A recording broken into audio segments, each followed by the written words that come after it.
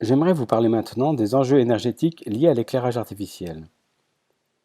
L'éclairage artificiel nous permet de nous affranchir du rythme jour-nuit et d'étendre ainsi le potentiel d'utilisation des espaces construits. Il représente un poste de consommation énergétique qui, bien que réduit par rapport aux besoins liés au rafraîchissement, ne doit pas être négligé. La liste des sources d'éclairage artificiel à disposition est très impressionnante. Sur ce cercle sont représentées les principales familles de lampes que chacun a pu rencontrer.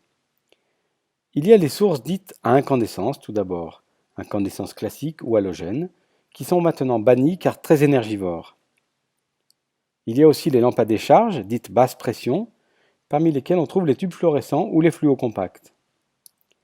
Il y a encore la famille des lampes à décharge haute pression, les halogénures métalliques ou iodures métalliques, qui sont très utilisées dans l'éclairage public et dans les commerces.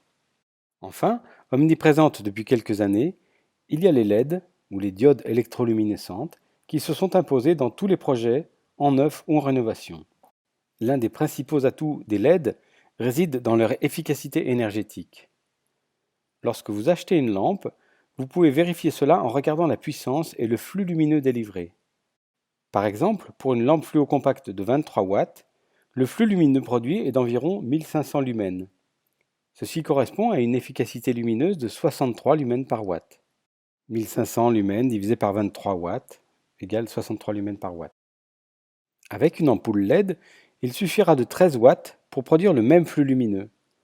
Dans ce cas, on a donc une efficacité lumineuse de 117 lumens par watt, ce qui correspond quasiment au double par rapport au fluocompact. Pour mieux cerner les enjeux énergétiques associés à l'éclairage, prenons l'exemple d'une salle de classe de 70 mètres carrés avec une grande ouverture orientée au sud. Imaginons que cette salle soit équipée de 6 luminaires classiques comportant chacun 2 tubes fluorescents de 58 watts. Cette installation permet d'assurer un niveau d'éclairement de 300 lux, ce qui est conforme aux exigences pour une salle de classe.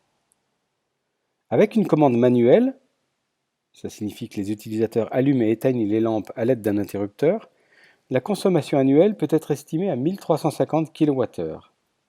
Imaginons la même salle mais équipée avec des luminaires à LED. Dans ce cas, 6 luminaires de 64 watts sont nécessaires pour fournir 300 lux sur le plan de travail. La consommation annuelle est alors d'environ 720 kWh, ce qui revient quasiment à une division par deux par rapport à l'installation initiale avec les tubes fluorescents. Encore une chose, j'ai précisé dans cet exemple que l'allumage et l'extinction des lampes étaient manuels.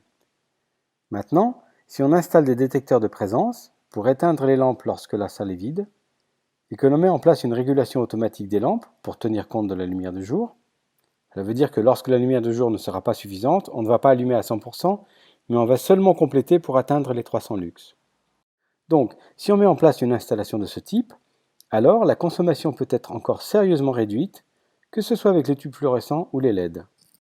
Si je résume, on est passé de 1350 kWh dans l'installation initiale, tube fluorescent plus commande manuelle, à 413 kWh dans la configuration optimale, LED plus régulation. En jouant donc seulement sur les luminaires et sur la façon dont ils sont activés, la consommation d'électricité liée à l'éclairage a donc pu être divisée par 3. Ceci montre deux choses. La première, c'est qu'il y a un véritable enjeu énergétique associé à la lumière. La seconde, et c'est une bonne nouvelle, c'est que l'on peut faire d'énormes différences en mettant en œuvre les nouvelles technologies à disposition. Cela est vrai pour les bâtiments neufs, mais aussi pour les opérations de rénovation. Enfin, il y a un autre point sur lequel j'aimerais insister par rapport à l'éclairage artificiel. Il faut bien se rendre compte du fait que chaque kilowattheure consommé pour s'éclairer se retrouve au final dans le bilan thermique du local et participe au risque de surchauffe. En gros, chaque fois qu'on économise de l'énergie sur l'éclairage, on va aussi économiser de l'énergie sur le froid. On voit donc qu'on a tout intérêt à bien étudier cette question et à mettre en œuvre des solutions performantes dans ce domaine. Pour conclure, voici quelques recommandations de base. Tout d'abord, vous devez choisir des sources lumineuses avec une efficacité lumineuse élevée, plus de 100 lumens par watt. Vous devez ensuite vous assurer que le rendement du luminaire soit suffisamment élevé. En effet, la présence d'obstacles physiques devant la source, comme un diffuseur ou un réflecteur, peut entraîner une perte de rendement significative.